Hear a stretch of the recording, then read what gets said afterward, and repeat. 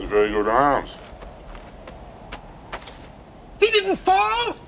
Inconceivable. You keep using the word. I don't think it means what you think it means. Welcome back to Thinking Critical. This is Wes. It's another week in the HELLFIRE Gala. It's hard to say this is a disappointment, but it's hard to believe that it's actually living up to my expectations. Is this as bad as I expected? It's certainly it's worse. This is worse. I expected something interesting to happen, at least by the halfway part. We've had 2 Red Band issues so far, and virtually nothing interesting's happened. There's the X-Men election happens over the course of 3 pages. And that's about it. It's kind of strange. So the first week, it felt like most of the stories were kind of the HELLFIRE Gala from the different perspective of the teams. And we certainly, I guess, get that here in X-Men. But Excalibur is just the HELLFIRE Gala like setting and then continuing plot points in Excalibur. Really nothing to do with the party. Don't know why it needs to be said here. The same thing with Children of the Atom. Also, I'm not sure if Children of the Atom is a HELLFIRE Gala episode or issue. It's in the reading order. It's the 3rd one that you're supposed to read. But it didn't have the HELLFIRE Gala like logo on the front. So maybe this wasn't an official HELLFIRE Gala issue, but I'm going to cover it anyway because I read the damn thing, and you guys got to get to see how terrible it is. This is some bad stuff. I don't know. I defy anyone to really convince me that Jonathan Hickman wrote more than like 6 pages of this X-Men issue this week. Like there's 6 good pages, and then there's a whole lot of crap. And I don't think he's written a lot of the X-Men with his name on it, to be honest. He's certainly written a few of the issues. Like you can just tell when he's writing the stuff, and when he's outlined and someone else is doing the dialogue or something, because it does not come off right. There's almost like a sonnet in this week's X-Men issue. Does not feel Hickman like at all. So big time disappointment. There was no highlight really. I mean, there's 6 pages in X-Men. Other than that, not like last week where at least Zeb Wells was able to take Hellions and have fun with it. He didn't advance anything, but it was fun and entertaining. We don't even get that this week. I'm giving, what am I giving Excalibur? I think it's Excalibur 21, 1.5 stars. I'll give X-Men 21, 2.5 stars, just because there is a good introduction that was exciting, and then everything after that was bad. And then Children of the Atom, I'll give it 2 stars because it's not as bad as Excalibur. How's that? And actually, there is somewhat some good characterization that happens for one of the characters, but really, that team is just awful people, and we'll get into that too. So let's get right into this review. I'm not going to be able to go and do full reviews on all 3 stories because it would take me too long, but I will talk about the things that I thought were noteworthy. Teenie Howard's Excalibur 21 is filled with terrible dialogue and characterization, 2 hallmarks of Teenie Howard on the X-Men line. Just really bad stuff here. It starts off bad from the beginning. Actually, for the first couple pages, it felt like Richter was my point of view character. He's like, what the hell am I doing here? I don't even want to be at this damn party. I know exactly how you feel, Richter. I don't want to be here either. But then his boyfriend, or his ex-boyfriend, Shatterstar, shows up, and it just gets really strange. He's covered in blood. He's obviously been through the ringer. Is he near death? Maybe not. He's standing, but certainly he needs medical attention. And no one cares. This is Richter. The hell's wrong with you? Are you joking? Are you covered in blood? What would make you think this is a good idea? Perhaps he needed help. You are an ex-boyfriend. You have a relationship. Perhaps he thought in his moment of need, covered in blood and needing transport to the healing gardens, that you would help him. Is that so strange? Richter, yeah, you have. And I've been here. I've been busy. Good evening, Shatterstar. Glad to see you return safely. Safely, my ass. He's covered in blood. Am I the only one that sees this? Why are the mutants on Krakoa such horrible people? It's just something that's plagued everything. I think you should go get a drink somewhere else. He should not be drinking.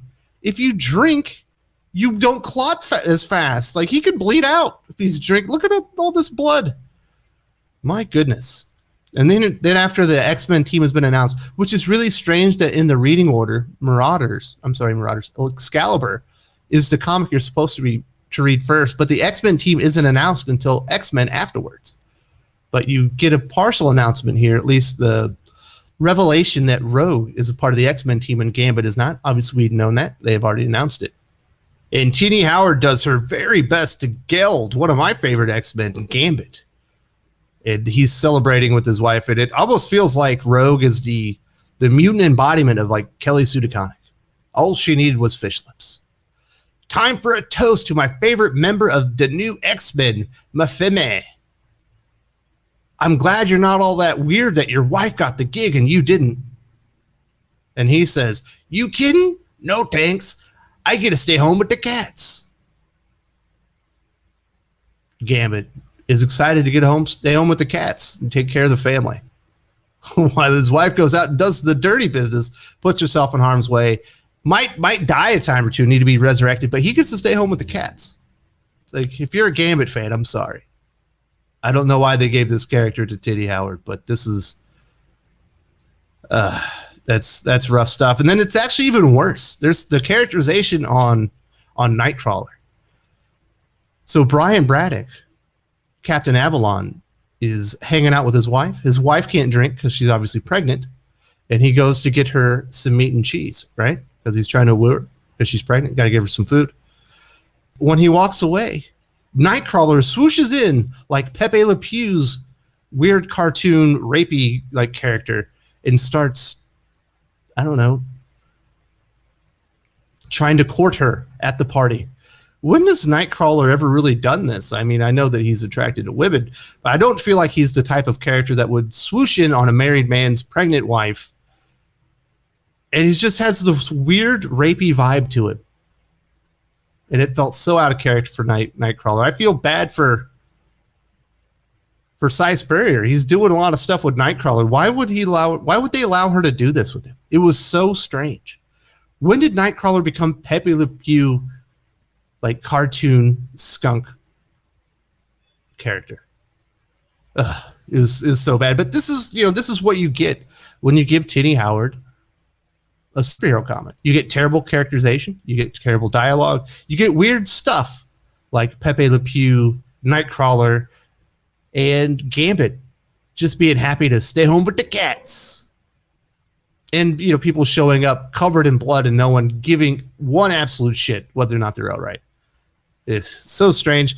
And then the other thing that TD does here, I guess, to hide the fact that there isn't a good story to tell, she just decides we'll just cram a bunch of crap into it. A lot of modern writers fall into this trap where, well, I don't really have anything compelling to say, so if I say so much that it overwhelms the senses of the reader, they won't realize they are reading something trash. Well, some people might fall for that. I'm on top of it. This was bad stuff. The only thing that, I don't know, another point of view character, I guess, is the Coven Abaka, something like that. I stopped reading Excalibur quite a while, but this is what he says to Charles and Emma Frost and Magneto. I won't waste any more of your time. We requested attendance to the gala as it seemed like the appropriate place to inform you of the dissolution of Great Britain's alliance with the Krakoa. Brexit! We've got Brexit coming to Krakoa. These are the only people that make any sense here, saying, I want nothing to do with you. And Emma Frost's like, well, you have all of our drugs. And he says, yes, and we packed them all up, and they're ready to ship back. We want nothing to do with you. I'm like, these guys are good guys. Of course, what happens next? Pete Wisdom, a mutant that is part of their delegation and has left with them, they decide that they need mutant blood to open up the gate from Otherworld to bring back, Morgan Le Fay. So they sacrifice him, they murder him. Of course, nobody on Krakoa knows that he's dead, so they can't resurrect him. Hopefully they figure that out eventually, but despite this, and I do think this is heinous, I'm still on Coven Abaka's side. They've done less bad stuff than the mutants so far, in my opinion. And then just randomly, Richter, who's upset because Shatterstar showed up bloody and he didn't want to be at the party. He decides to grab his, I don't know, was that a shillelagh? It might be a shillelagh. I think he grabs his shillelagh and decides to call the other druids to a new beach that he made. I imagine he must have traveled back to Otherworld or something. So this is bad. The characterization's awful. The dialogue is terrible. The plot is nonsensical, boring. It doesn't actually fit into what they're supposed to be telling here. So I think I'm being very, very generous with what my 1.5 rating. This is almost as bad as X-Corp. All right, let's get to the good part that happens in these three comics. We get this great conversation. I do think Jonathan Hickman wrote this conversation between Namor and Charles and Magneto. It feels very familiar to something that happened in House of X Powers of 10 when they were trying to get Namor on their side. And Charles says, "Have we reached the inevitable time when you throw your lot in with ours?" And Magneto's like, "If you need a spot on the Quiet Council, we'll get you one." I love Namor's response. "If I stepped 1 foot into your council chamber, there would be a rush to surrender a seat to me, even if one were not available. Frauds tend to flee at the first sight of true aristocrat. I'm a real King Eric. Never forget this." And then he follows up, "When I dream of this entire world under my thumb, me seated on the throne of thrones, and the people, human, mutant, and all living things under the sun." So Namor has no use for Krakoa. He has bigger plans. And I love his parting shot here. "I have dominion over 70% of this entire planet, gentlemen. You control an island. Come back when you have something real to offer." And it was a mic drop moment from Namor. It felt very much in character with what Jonathan Hickman has done in the past, with these characters talking to each other about Namor joining up with the folk on Krakoa. He still wants nothing to do with it. And I do believe this is probably Hickman writing, and I believe this is the part where he stops. Somebody else takes over. It's just stupid. There's a lot of cameos that you actually see. You can actually notice some people. I'll get to the big one, quote unquote, the big one here at the end. It leads into one of the most cringy sonnets I've ever heard in my life. But they decide that it's time to do the X-Men vote. And it's a telepathic vote. And it appears that Doctor Strange is peeking in, and Franklin's should you be listening? Should we be listening? I'm not sure we should be listening. Okay. I gotta know. Tell me what they're saying. But just be clear. This feels so wrong. Does that feel like Jonathan Hickman dialogue to you? It doesn't to me. That feels like Teenie Howard or Jerry Duggan dialogue. We know Jerry Duggan's taken over the X-Men book. And we get the big, the big reveal of who the new X-Men team is. For the most part, they look ridiculous and stupid. I absolutely hate the vibe that Rogue is giving off. As I said earlier, the mutant embodiment of Kelly Sue DeConnick. The only one that looks cool here is the one that is going to stab all of these characters in the back in a moment's notice, and that is Sunfire. He actually looks kind of dope. Everyone else looks quite dopey. And I guess I'm indifferent on Jean Grey. She just looks lifeless and silly. And then we get to this part. We get the big cameo after Cyclops is helped. I believe it's Pete Alonso from the New York Mets. Forgive me if I got that one wrong. He was trying to get a drink, and the bartender wouldn't notice him. And Kevin Feige walks up and says, "What's your story, kid?" to Cyclops. And Cyclops says, "Well, it's complicated." And then he goes into this sonnet about Charles Xavier.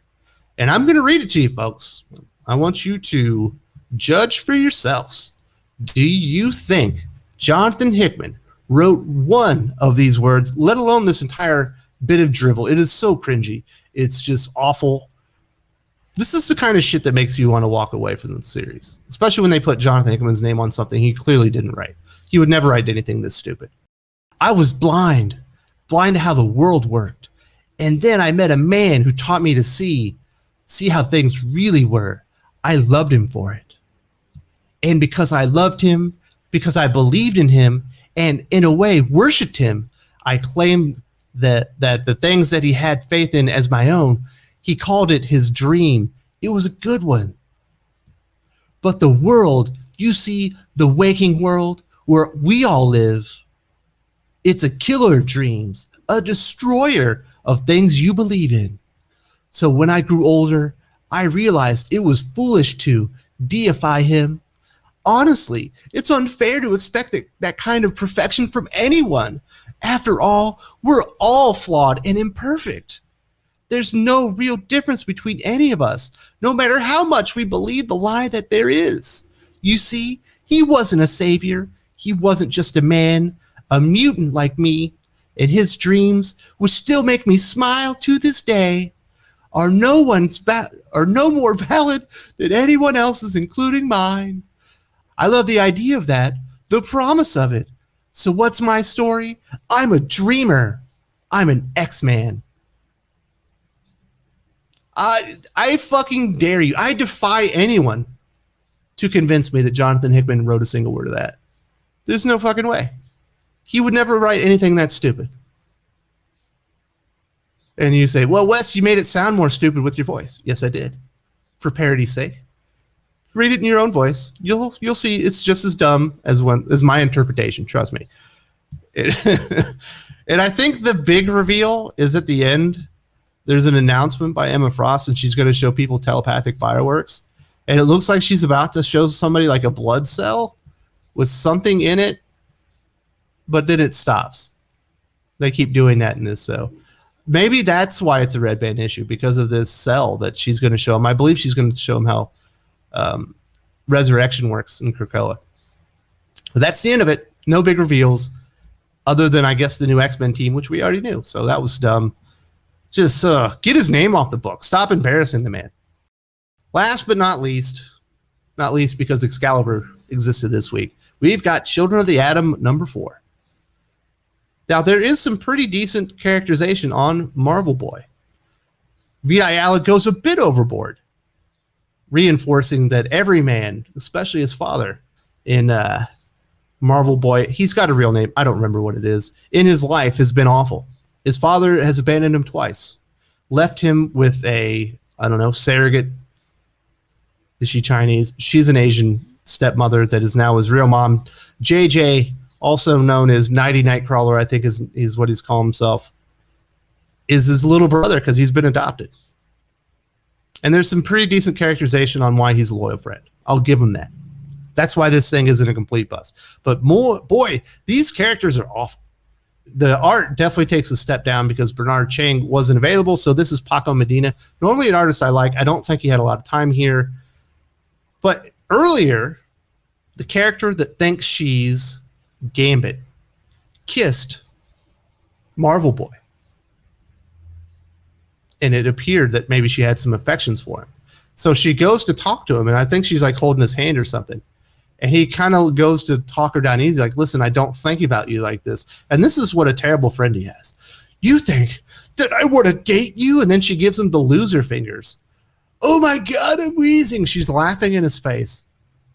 Now, remember, she's the one that kissed him. Now, I guess she was under some type of spell or something, but it's not like he meant to do that. I'm sorry. You're just great and all, but it's just, I never like came out to you, but I thought it was super obvious that I'm a lesbian. Now, it is super obvious that she's a lesbian. This is written by Vita Ayala. But the character himself is not aware who the writer is. So, yes, everyone that read this book knew that this character was a lesbian. But this is just, it's weird behavior. Would you expect someone to talk to a friend like this, especially after, like you can understand why he would get confused about where she's coming from because she didn't make out with him like she loved him on accident earlier. It's just such a terrible person. Then next up, they come up with a plot on how they're going to enter Krakoa this time. And it is straight out of the Xeno playbook. I don't know if Vita Ayala has not read X-Force, but the Children of the Atom are using a gateway drug into skinning Domino and wearing her as a parachute to enter Krakoan airspace, which we already saw in the very early days of X-Force when it was still good. And they have decided they are going to steal Cole, who they think might be a mutant. They're going to steal his sweaty jersey.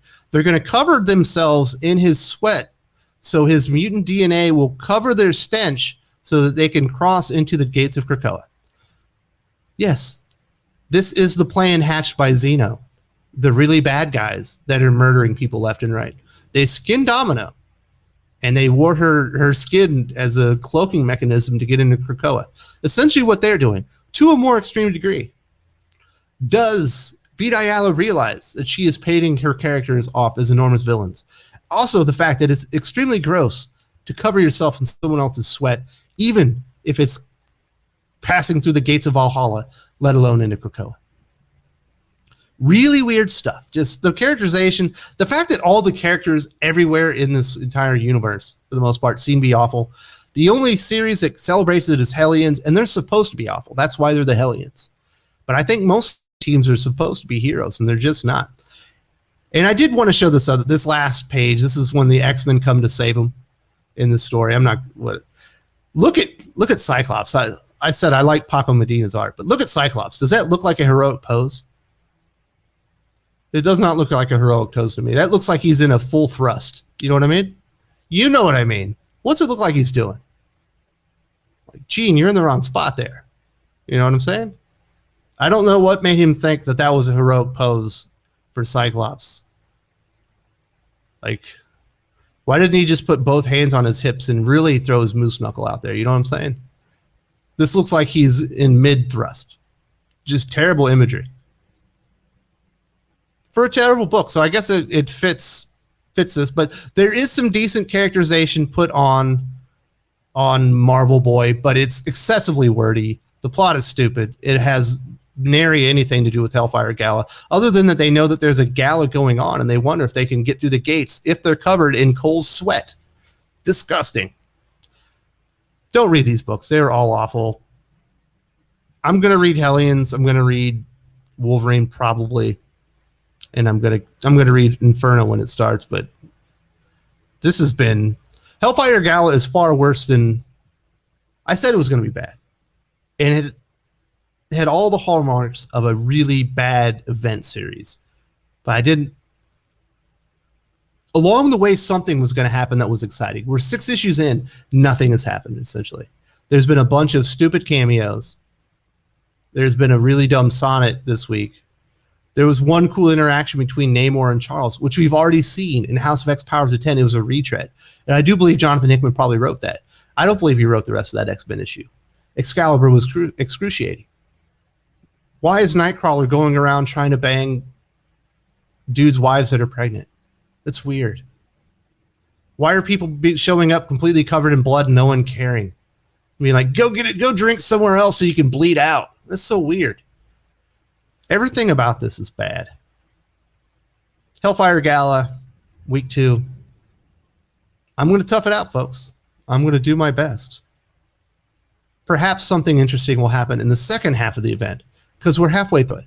And this has just been the drizzling shits. This is the drizzling shits. It's worse than Ten of Swords. And I didn't think that was possible.